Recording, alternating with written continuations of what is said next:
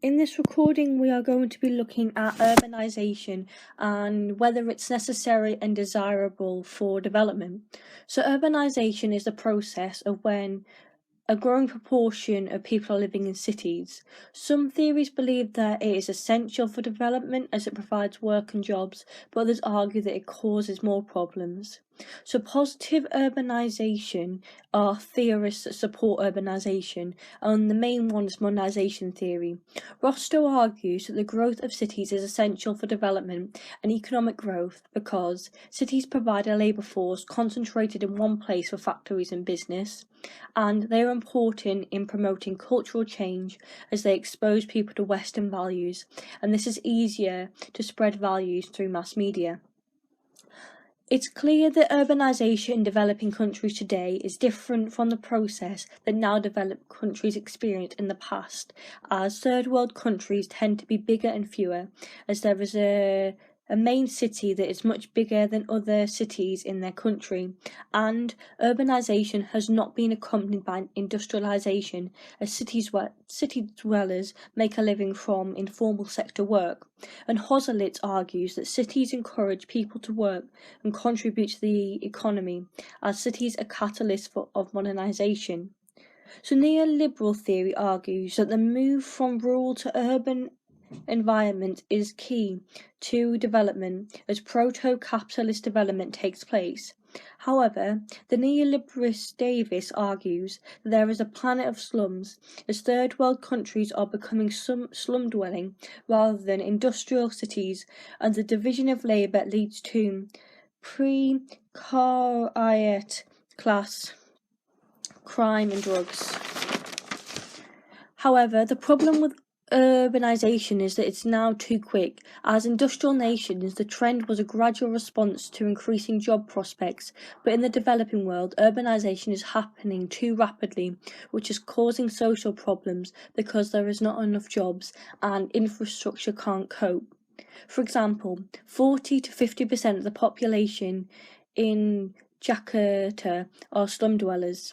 Also, shanty towns are being created due to overcrowding. For example, in a Iberian slum, one toilet is shared by 500 people, so diseases are common.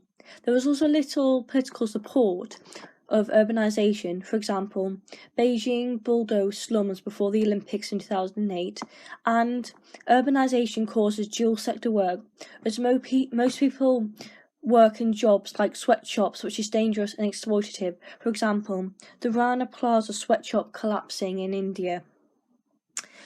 Negative urbanisation theorists like Marxists believe that urbanisation allows absolute exploitation of majority world workers. Migrants who move to the city are so poor that they constitute a class below that of the proletariat, called the underclass. This group might demonstrate some revolutionary consciousness as they become more aware that the urban elite own and control a disproportionate share of wealth and they monopolise political power in the city.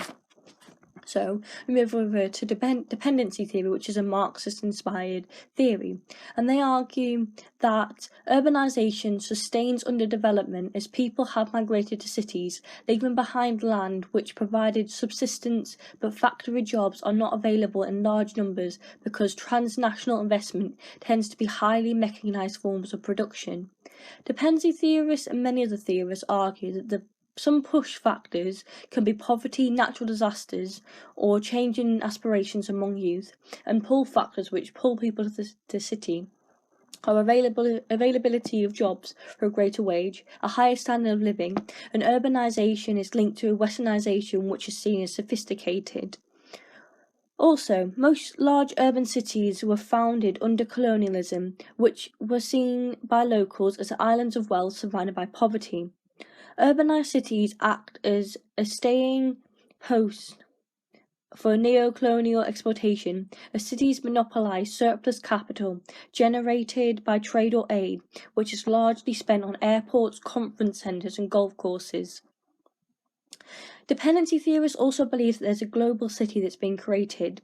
So Cohen and Kennedy believe that global cities in the West have been created, which are based in rich industrial countries and are interconnected as sites of global transport.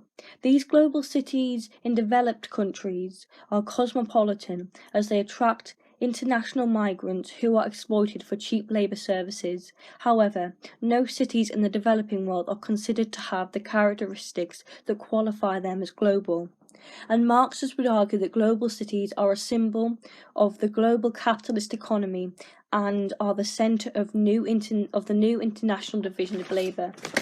So now if we look at the different economies that exist in the developing world, you have the rural economy, which is localised with a subsistence focus, and the urban economy, which is national and international with a focus on economic growth. So in the urban economy, you have the formal economy, which is legitimate means of making money, for example, factory work, and the informal economy, which is the illegal means of making work, for example, the black market. And Weldon Chataway believes that the real economy is made up of the formal and the informal sector.